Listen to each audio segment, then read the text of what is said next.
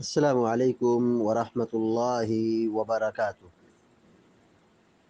الحمد لله رب العالمين والعاقبة للمتقين، والصلاة والسلام على أشرف الأنبياء والمرسلين نبينا محمد وعلى آله وصحبه أجمعين ومن تبعهم بإحسان إلى يوم الدين، أما بعد.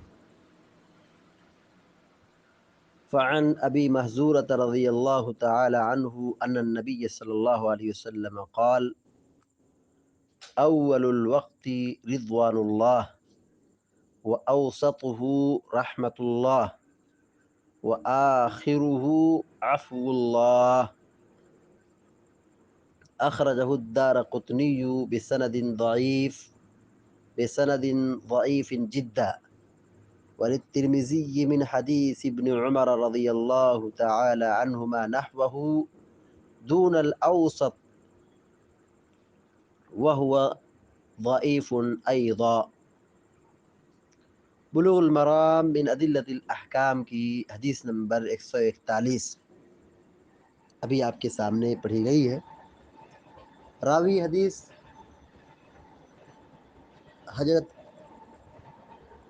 حدیث حضرت ابو محذورہ رضی اللہ تعالی عنہ ہیں۔ ابو محذورہ یہ کنیت ہے، ان کا اصل نام سمرہ یا اوس بتایا گیا ہے۔ سمرہ یا اوس رضی اللہ تعالی عنہ۔ ابو محذورہ رضی اللہ تعالی عنہ کے سلسلے میں مشہور بات یہ ہے کہ یہ مؤذن تھے،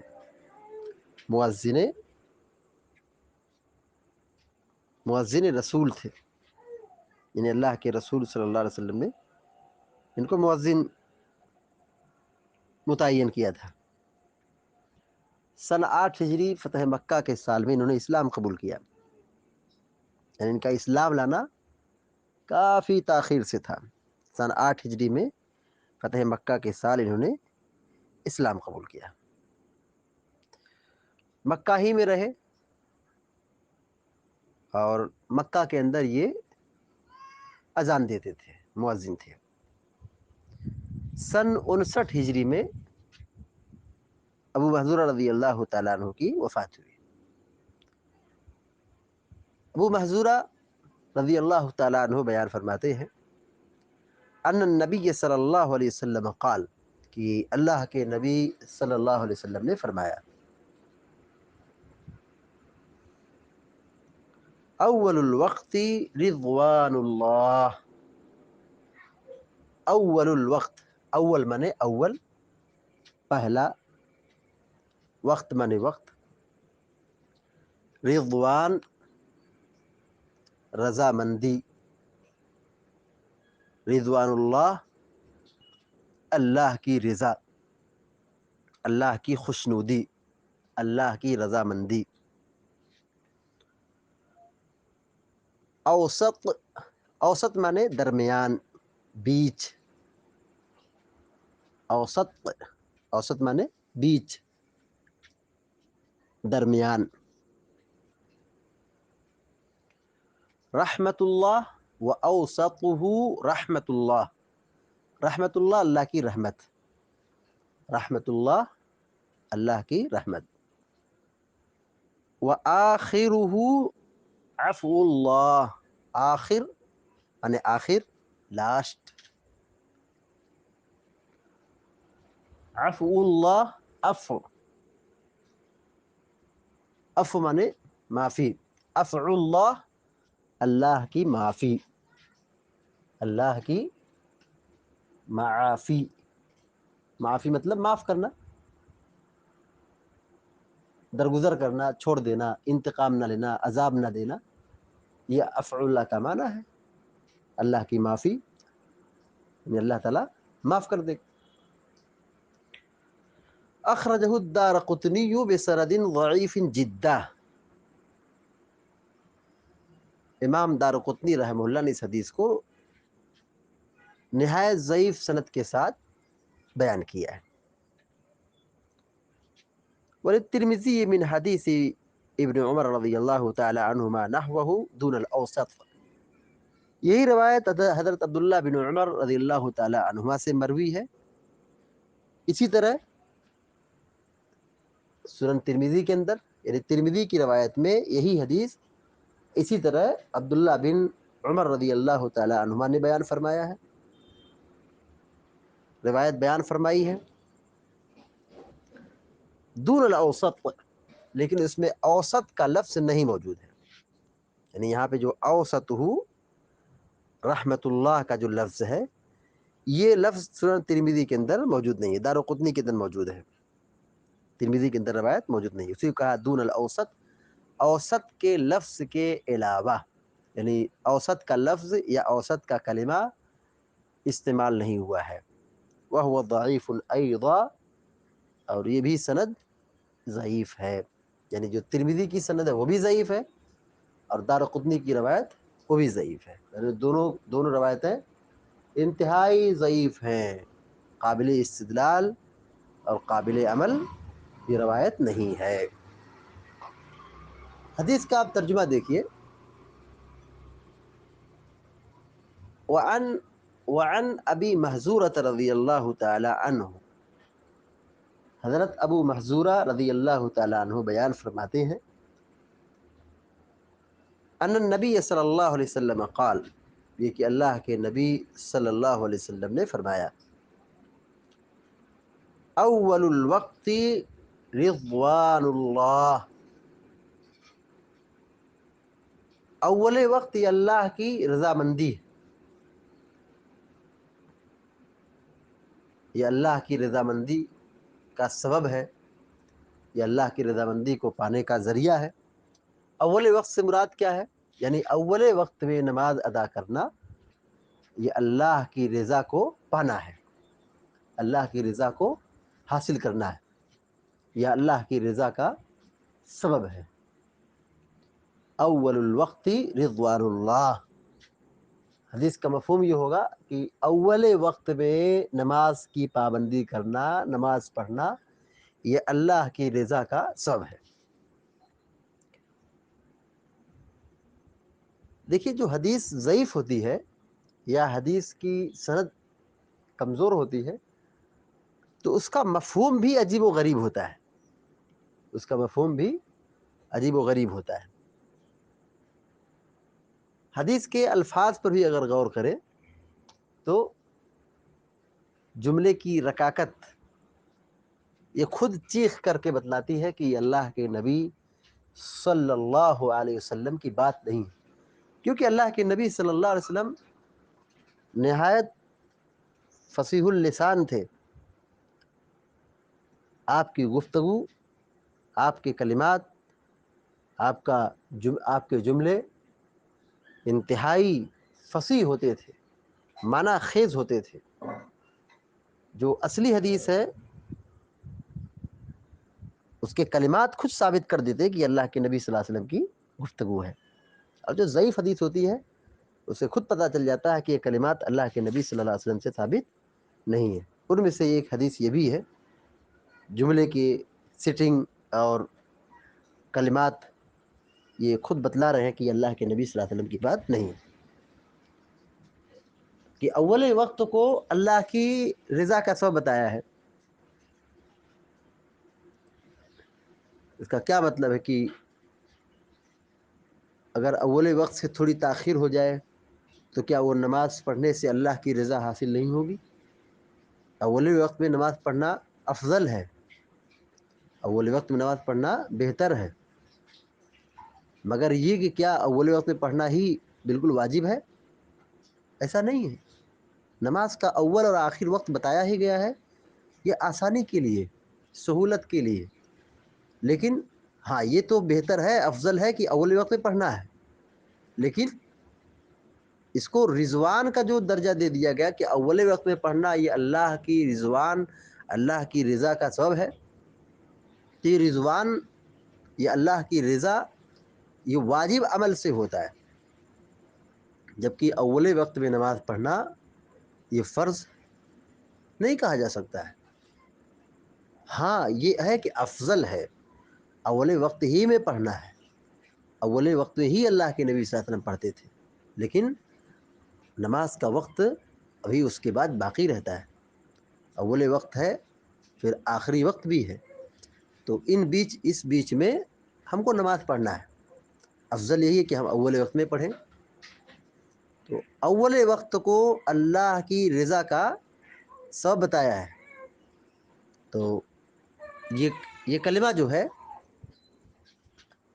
سندی اعتبار سے بھی اور معنوی اعتبار سے بھی ضعیف ہے، یعنی اس کا سند اس کی سندی حیثیت ہے وہ بھی کمزور ہے، اور یہاں جو حدیث آئی ہے اس کا مفہوم بھی صحیح نہیں ہے۔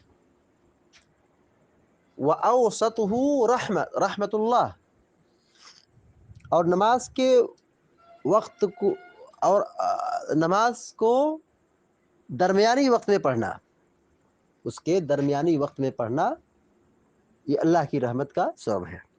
وَأَوْسَطُهُ رحمت اللہ، اور نماز کو اس کے درمیانی وقت میں پڑھنا یہ اللہ کی رحمت کا سبب ہے۔ تو درمیانی وقت کے پڑھنے سے اللہ کی رحمت حاصل ہوتی ہے، تو سب کو درمیانی وقت میں پڑھنا چاہیے، کیونکہ رحمت کی ضرورت سب کو ہے، اللہ کی رحمت کی ضرورت سب کو ہے، تو درمیانی وقت میں پڑھنا چاہیے۔ تو کیا ایسا ہی ہے کہ درمیانی وقت میں پڑھیں؟ نہیں، درمیانی وقت میں پڑھنے سے اللہ کی رحمت نہیں حاصل ہوتی۔ تو حدیث کا جو معنی ہے، مفہوم ہے، وہ بھی صحیح نہیں ہے، صحیح حدیث کے خلاف ہے، صحیح حدیث کے خلاف ہے، کیونکہ حدیث میں اول وقت میں ہی نماز پڑھنے کو خیر و برکت کا ذریعہ بتایا گیا ہے، نہ کہ درمیانی وقت میں۔ اللہ کے نبی صلی اللہ علیہ وسلم ہمیشہ اول وقت میں نماز کی پابندی کرتے تھے۔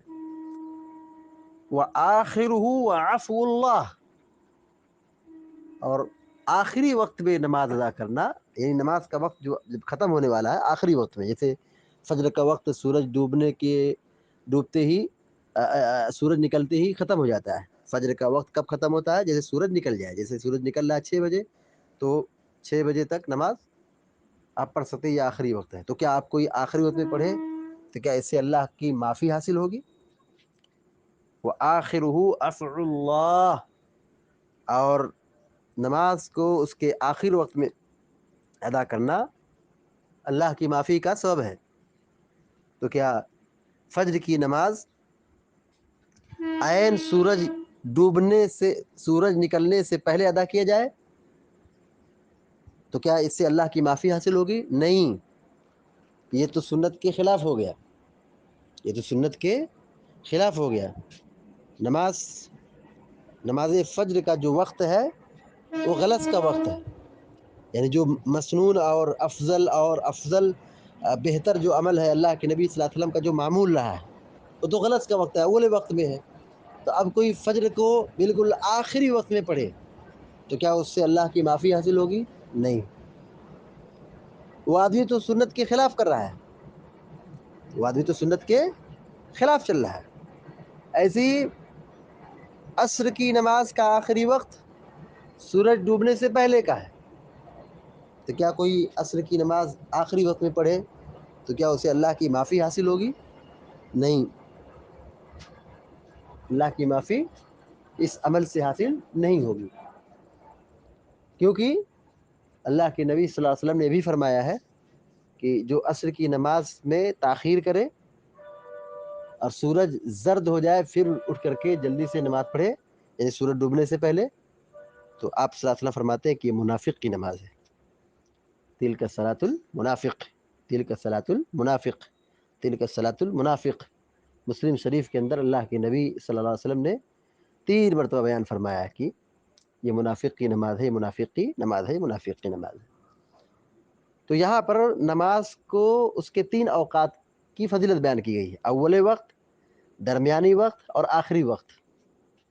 اول وقت کو رضوان کا درجہ دیا گیا ہے کہ اس سے اللہ کی رضا حاصل ہوتی ہے، درمیانی وقت کو رحمت کا درجہ دیا گیا ہے کہ اس سے اللہ کی رحمت حاصل ہوتی ہے، اور نماز کے آخری وقت کو اللہ کی معافی کا درجہ دیا گیا ہے کہ اس سے اللہ کی معافی حاصل ہوتی ہے، جبکہ یہ حدیث سند اور متن دونوں لحاظ سے انتہائی ضعیف ہے۔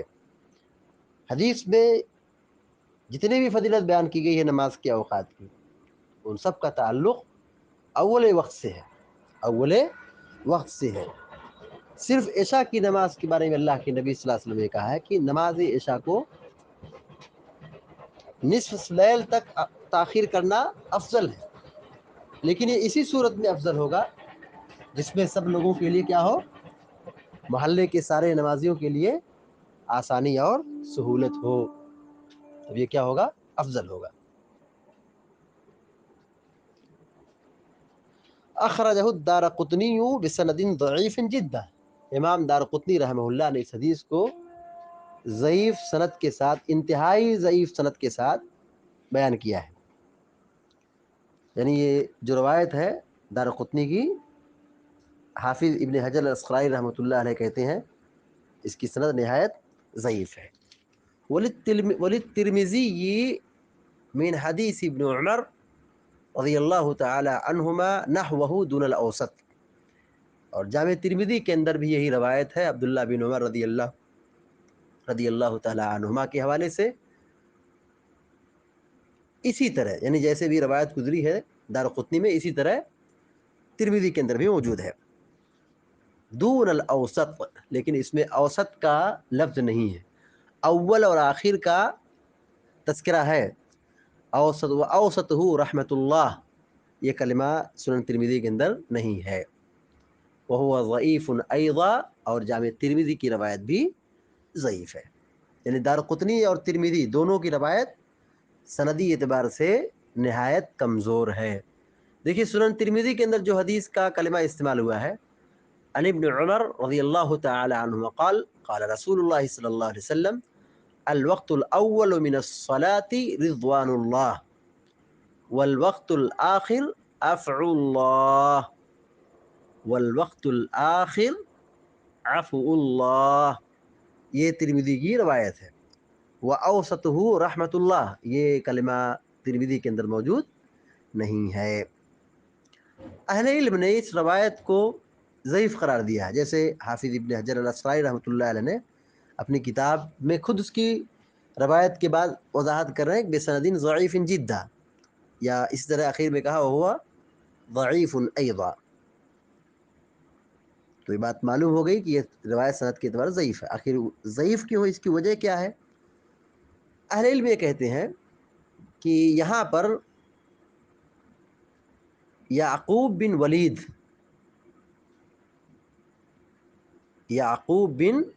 ولید ایک ایسے راوی ہیں جو غیر معتبر ہیں، یعنی اہل علم نے ان پر کلام کیا ہے، یعنی کذاب راوی ہیں، جھوٹے راوی ہیں، ثقہ اور معتبر اور امانت دار راوی نہیں ہے۔ تو یعقوب بن ولید کی وجہ سے یہ روایت کیا ہو رہی ہے، ضعیف ہو رہی ہے۔ اور سنن ترمذی کی بھی روایت انہی کے طریق سے ہے، یعنی ترمذی کی روایت اور سند میں ان کا نام موجود ہے، یعقوب بن ولید۔ تو یعقوب بن ولید یہ ثقہ اور معتبر امانت دار راوی نہیں ہے، بلکہ کذاب اور جھوٹے راوی ہیں جن پر اہل علم نے سخت کلام کیا ہے، اور ان سے روایت لینا جائز نہیں ہے، درست نہیں ہے، ان کی روایت مقبول نہیں ہے۔ لہذا حدیث کا ما حصل اور خلاصہ یہ ہوا کہ ابو محذورہ رضی اللہ تعالی عنہ کی روایت یہاں سند اور متن دونوں لحاظ سے گڑبڑ ہے، دونوں لحاظ سے حدیث کیا ہے، گڑبڑ ہے۔ تو حافظ ابن حجر الاسقلانی نے اس کو اپنی کتاب میں ذکر کیوں کیا ہے؟ جی ذکر اس لیے کیا ہے تاکہ لوگوں کو پتہ چل جائے کہ روایت کیا ہے، ثابت نہیں ہے، ضعیف ہے۔ اللہ تعالیٰ سے دعا ہے کہ اللہ تعالیٰ ہم سب کو، آپ سب کو نیک عمل کی توفیق عطا فرمائے، آمین یا رب العالمین۔ وصلی اللہ علی نبینا محمد وسلم تسلیما کثیرا، والسلام علیکم ورحمۃ اللہ وبرکاتہ۔